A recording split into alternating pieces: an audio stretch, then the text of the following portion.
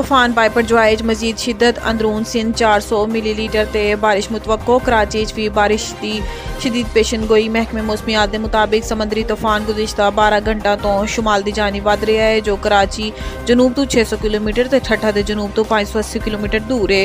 तूफान के सबब समंदर हवा की रफ्तार 180 तो 220 किलोमीटर फी घंटा के दरमियान है।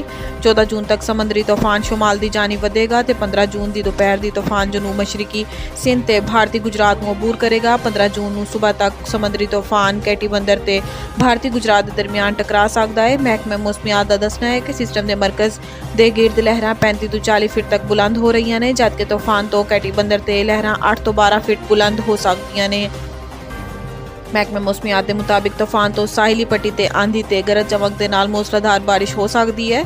जनूब मशरक सिंध के कुछ मुकामात ते शदीद बारिश भी हो सकती है, जिथे ठट्ठा, सजावल, बदीन, थरपारकर ते उमरकोट 13 तो 17 जून तक मूसलाधार बारिश का इम्कान है, जबकि इन्हां इलाकों हवावां की रफ्तार 80 तो 100 किलोमीटर फी घंटा रह सकती है। इस तो इलावा टंडो मुहम्मद खान, टंडो लियार ते टंडो मीर खास भी 13 तो 16 जून के दौरान मूसलाधार बारिश मुतवक्को है।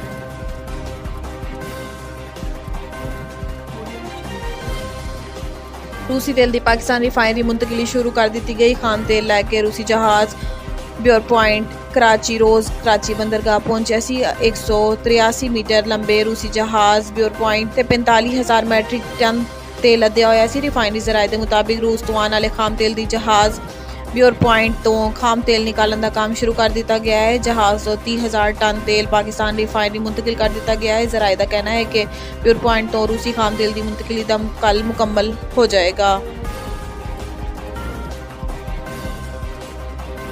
रूसी तेल की तसलसल के नाल फरामी तो बाद कीमतें फर्क आएगा। वजीर मुमलिकत मुसद्दक मलिक का कहना सी कि ऐसी अपनी जरूरत है 1/3 खाम तेल रूस तो लेना शुरू कर दिता है तो कीमतें बड़ा फर्क आ जाएगा तो इसका असर लोगों की जेब तक पहुंचेगा। साडा हदफ है कि 1/3 खाम तेल रियायती कीमत रूस तो आए। जदों असी अपना हदफ हासिल कर लांगे तो तेल रियायती कीमत होएगा। असल कीमत इस वक्त नहीं दस सकता, ताहम इसका बहुत बड़ा फर्क आएगा तो असर लोगों की जेब तक पहुंचेगा। वजीर मुमलिकत बराए पेट्रोलियम मुसद्दक मलिक का कहना सी कि हाले पहला जहाज़ आया है। साडा हदफ है कि 1-1.5 महीने के तसलसल रूसी तेल आना शुरू हो जाए।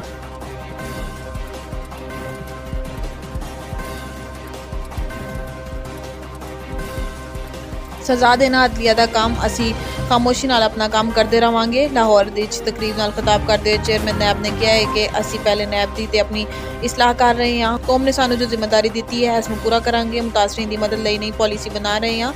इन्होंने कहा है कि मुल्क करप्शन वधदी जा रही है, लेकिन करप्शन केसिस रिकवरीज वध रही ने। नैब अफसरान कम तो कम वक्त केसिस निपटान। मेरा वादा है कि नैब नूं इसदा खोया होया वकार वापस दिलावांगा।